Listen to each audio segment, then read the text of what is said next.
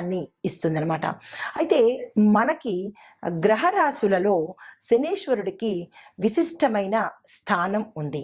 ఆయన కర్మ ప్రభువు అని, తర్వాత కర్మను ఇచ్చేవాడు అని ఆయనకి దాంతో పాటుగా అత్యంత కఠినాత్ముడు అని కూడా ఆయన్ని పిలుస్తూ ఉంటారు.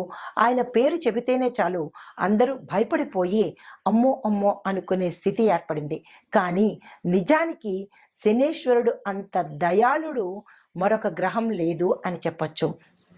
ఎందుకు అంటే శని కర్మను కడిగేస్తాడు, దానితో పాటు ఆయుష్ ప్రదాత. ఆయన చిన్న చిన్న పరిహారాలకే చాలా సంతోషపడిపోయి విశేషమైన యోగాలను, భోగాలను, ఆరోగ్యాన్ని కూడా ఇస్తాడు. అయితే మనం తీసుకునే విధానాన్ని బట్టి ఉంటుంది తప్ప శనీశ్వరుడు మాత్రము క్రూరుడు కాదు, కఠినాత్ముడు కాదు. అయితే ఆయన ఆశీస్సులను పొందడము, ఆయన్ని త్వరగా మనం అనుగ్రహింప చేసుకోవడం అనేది మన చేతుల్లోనే ఉంది. ఆయనకి ఇష్టమైనవి కూడా చాలా చాలా చిన్ని చిన్ని స్వల్పాలేనండి. నల్ల నువ్వులు ఇష్టము, బెల్లము ఇష్టము, చలివిడి ఇష్టము, ఇలా చిన్న చిన్నవి.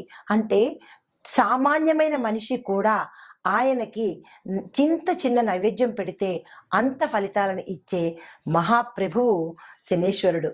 కానీ అందరూ ఆయన్ని తిట్టుకుంటూ ఉంటారు. చాలా దయాళుడండి ఆయన. అయితే ఈ శనీశ్వరుడు జన్మించిన తిథి త్రయోదశి కాబట్టి శని త్రయోదశి అనే పేరుతో పాటు అత్యంత ప్రీతిపాత్రమైన రోజు ఈ రోజు అనమాట.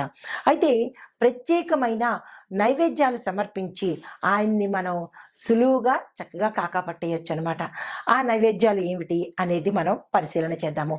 అయితే హిందూ మతంలో శని త్రయోదశికి ప్రత్యేక ప్రముఖత ఉంది. అది ప్రతి సంవత్సరం ముఖ్యంగా శనీశ్వరుడి ఆరాధనకు అంకితం చేయబడింది.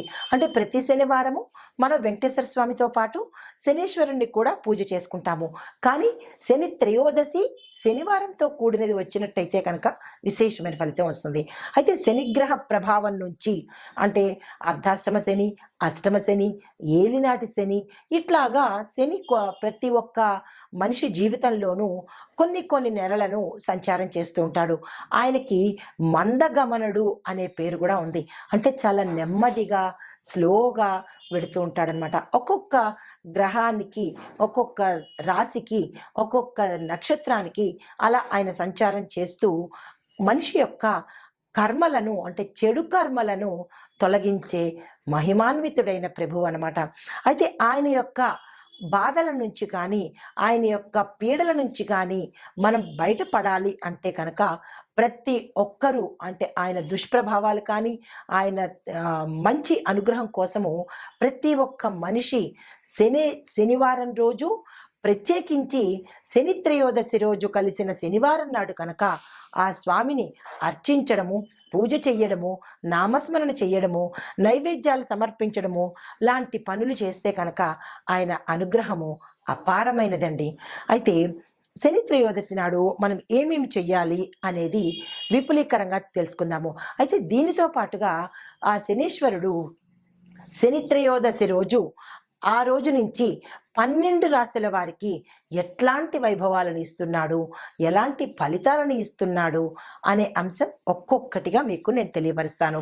అయితే మనము ఈ శని త్రయోదశి అంటే ఈ రోజు ఏ సమయానికి వచ్చింది అనేది కనుక చూసినట్టయితే జనవరి 11 ఉదయం 8:21 ఈ త్రయోదశి తిథి ప్రారంభమయ్యి తదుపరి రోజు అనగా జనవరి 12వ తారీఖు ఉదయం 6:33 సరి అన్నమాట.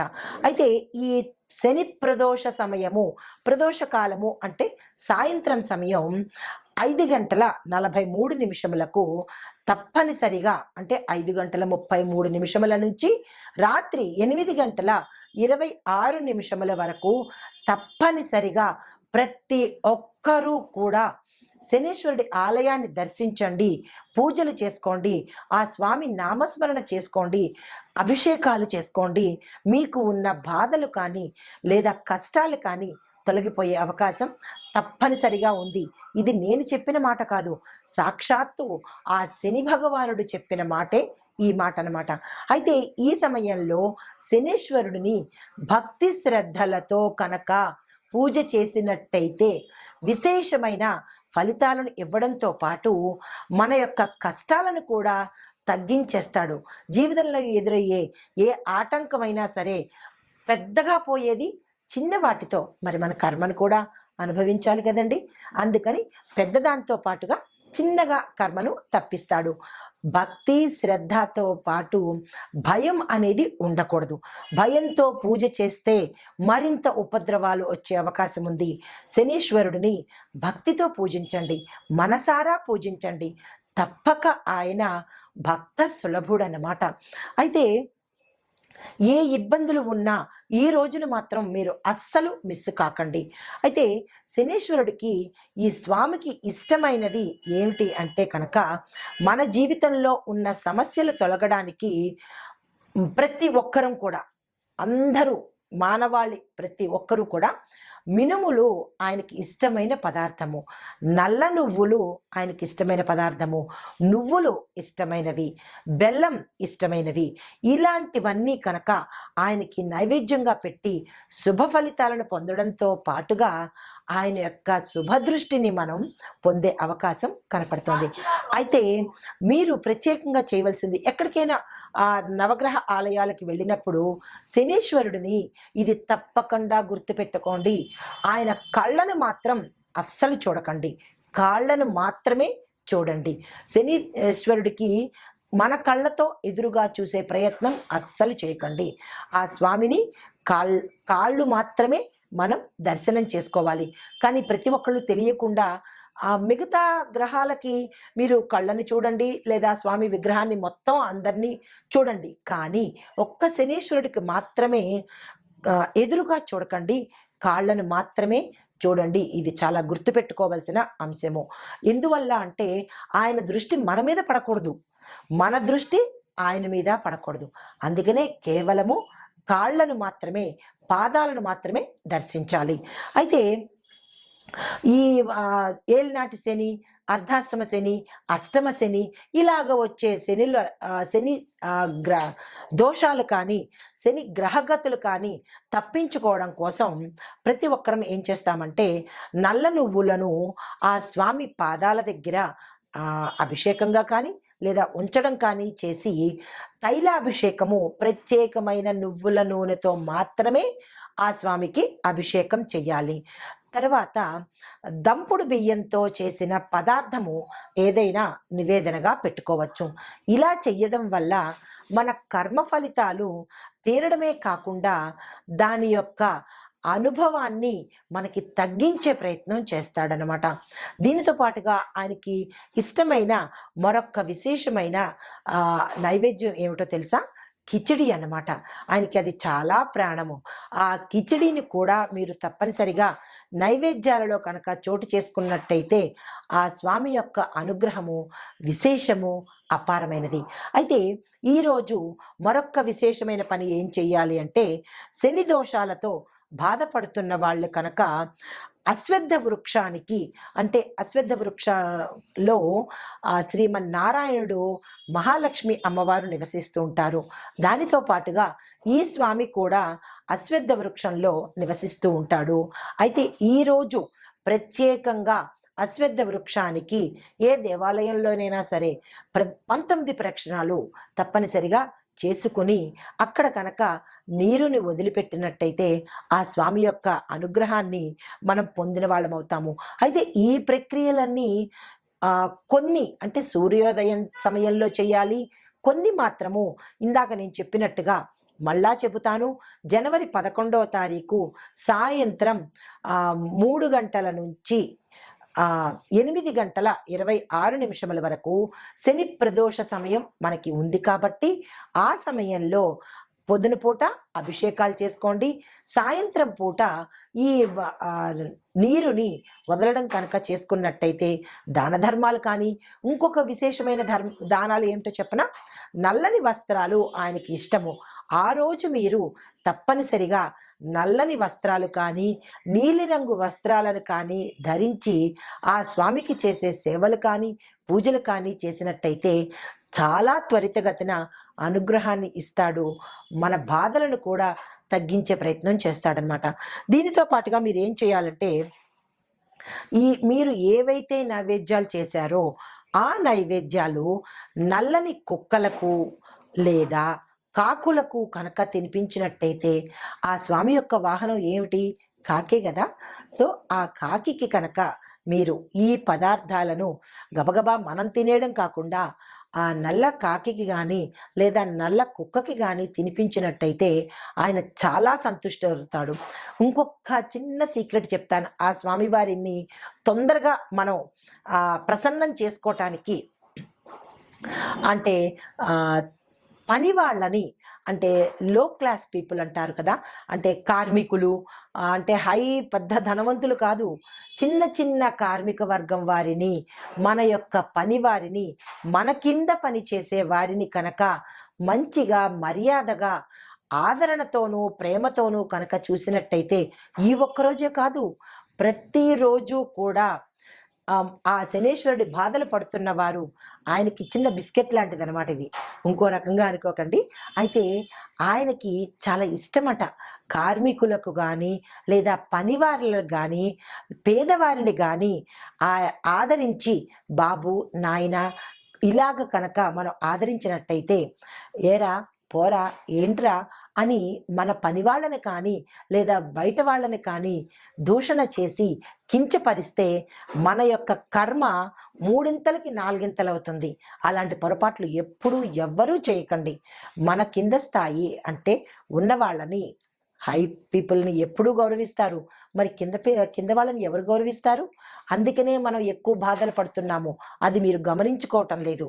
కాబట్టి ఇక నుంచైనా మీరు తప్పనిసరిగా మీ కింది వాళ్లను గౌరవించడంతో పాటు ప్రేమ ఆప్యాయతలతో కనుక ఉన్నట్టయితే, ఈ అన్ని నైవేద్యాలు కాకుండా ఆయన్ని ప్రసన్నం చేసుకోవడానికి ఇది ఒక్క ప్రత్యేకమైన చిన్న బిస్కెట్ లాంటిదనమాట.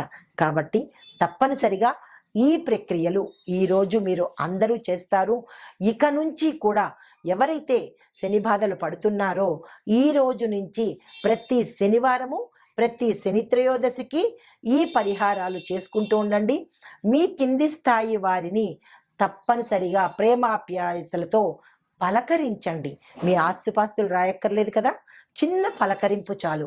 అది ఆ స్వామి ప్రసన్నుడయ్యి మహా ఐశ్వర్యాలు, ఆయుషుని, ఆరోగ్య ప్రదాత కూడా ఆయన.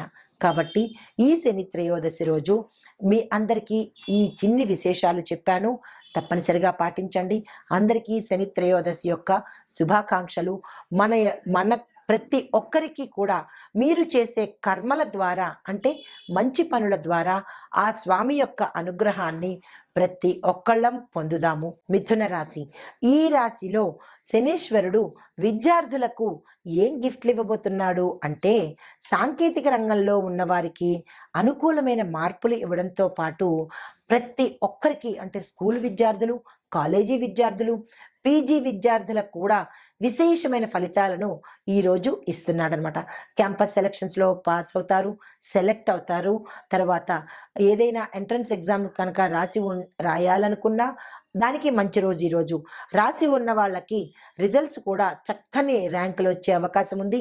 విదేశాలు వెళ్ళాలి అని ఎవరికైనా అనుకుంటే కనుక ఈరోజు అప్లికేషన్ పెట్టినట్టయితే స్వామివారి అనుగ్రహం వల్ల తప్పకుండా మీకు పిలుపు వస్తుందన్నమాట. తదుపరి ఉద్యోగస్తులు చూసుకున్నట్టయితే ఉద్యోగరీత్యా మంచి మంచి పదవులు పొందుతారు, శుభవార్తలు వింటారు, ప్రమోషన్స్ వస్తాయి. గతంలో పెండింగ్ పడిపోయిన ఏరియర్స్ ఉంటే అవి ఈరోజు మీకు పిలిచి మరీ ఇచ్చే అవకాశం కనబడుతోంది. ఆరోగ్యపరంగాను, గౌరవప్రదంగాను మీకు అన్ని రకాలుగా ప్రతి ఉద్యోగస్తులకు, గవర్నమెంట్ ఉద్యోగస్తులు కానీ లేదా ప్రైవేట్ ఉద్యోగస్తులకు కానీ విశేషమైన ఫలితాలు ఆ శని భగవానుడు ఈరోజు మీకు ఇవ్వబోతున్నాడు. కొన్ని కొన్ని రంగాలలో అంటే ఆటోమొబైల్స్, ఇనుముకు సంబంధించి, పత్తికి సంబంధించి ఇలాంటి రంగాల్లో పనిచేసే ఉద్యోగస్తులకు విశేషమైన ధనలాభాన్ని, ఆకస్మిక ధనలాభాన్ని, ధనాదాయ మార్గాల్ని పెంపొందించడంతో పాటు ఆరోగ్యాన్ని కూడా విశేషంగా ఇస్తున్నాడనమాట. అయితే తదుపరి వ్యాపారస్తులకు కనుక చూసుకున్నట్టయితే వ్యాపార విస్తరణకు కానీ, వ్యాపారం పేరు మార్పులకు కానీ, లేదా బ్రాంచీలు పెట్టడానికి కానీ, రియల్ ఎస్టేట్ రంగం వారు కానీ, ఇలాగా ఏ వ్యాపార రంగంలో ఉన్నవారైనా, వాణిజ్య రంగంలో ఉన్నవారైనా, పారిశ్రామిక రంగంలో ఉన్నవారికైనా ఆ శని భగవానుడు ఈరోజు మీకు బంపర్ ఆఫర్ల మీద ఆఫర్లు ఇస్తున్నాడు. లాభాలు వస్తాయి.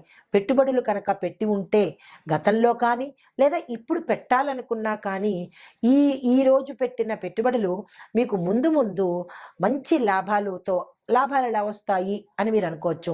అంటే ఇంట్రెస్ట్ రేట్లు పెరగడం కానీ, లేదా మీరు ఎవరికైతే ఇచ్చుంటారో వాళ్ళు అధిక మొత్తంలో మీకు ఇవ్వడం కానీ, అలా జరగడం వల్ల మీకు లాభాలు వచ్చే అవకాశం కనబడుతోంది. కొన్ని కస్టమర్లు కూడా మీకు మంచి కస్టమర్లుగాను, భాగస్వామ్యులు కూడా మంచి భాగస్వామ్యులు రావడం కానీ, ఇలాంటివన్నీ శుభ ఫలితాలే ఈరోజు మీరు వ్యాపారస్తులు, పారిశ్రామికవేత్తలు, వాణిజ్య రంగంలో ఉన్నవాళ్ళు కూడా శని భగవానుడి యొక్క అనుగ్రహంతో మంచి ఫలితాలు అందుకోబోతున్నారు. తదుపరి వ్యవసాయదారులకు కనుక చూసుకున్నట్టయితే మంచి విశేషమైన లాభాలు వచ్చే అవకాశము, వీరి యొక్క పంటల దిగుబడికి మార్కెట్లో మంచి ధర పలికేటట్టు, అంటే రూ. 10, ఉదాహరణకి రూ. 10 పలికే పంట అనుకుందాము, అది ఈరోజు 100% పెరిగే అవకాశము గోచరిస్తోంది.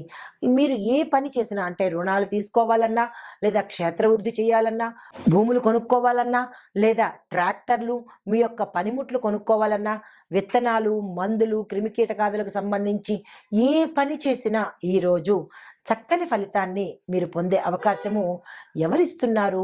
ఆ శని భగవానుడు మీకు అందిస్తున్నారు.